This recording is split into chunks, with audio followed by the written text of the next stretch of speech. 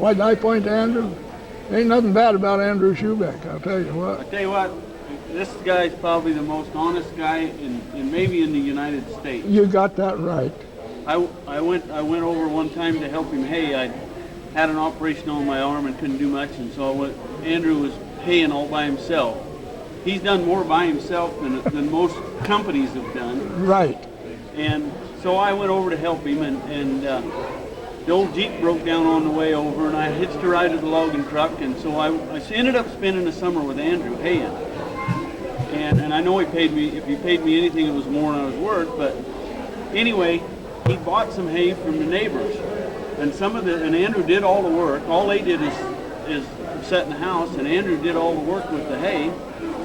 And some of the bales had weeds in them, and some didn't. And every time you picked up a bale to load it, Andrew would look at it, and he would write down what percentage of that bale he was paying for and what he wasn't.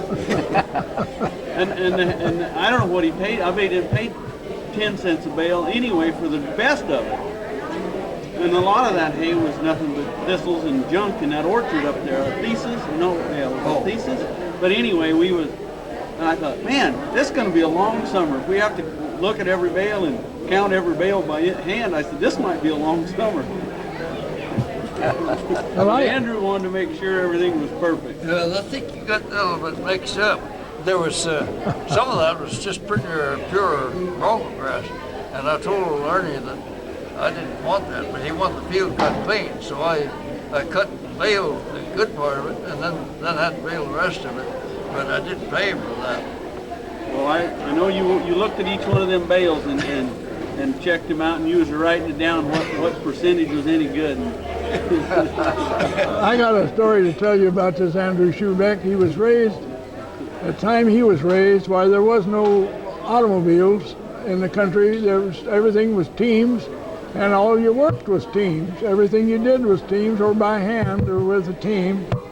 But then when the automobile come along, or the rigs, why he had an old Ford truck, and he was coming back over into our country, which is 30 miles, it's over 30 miles over there, and he was coming over to get phone line, because in those days in that country, why everybody had a phone line, and it went from ranch to ranch, and everybody had a different ring, okay? And so anyway, that's how we communicated back and forth, and there were some people that was accused of rubbering on this when you'd hear, everybody'd hear the phone ring.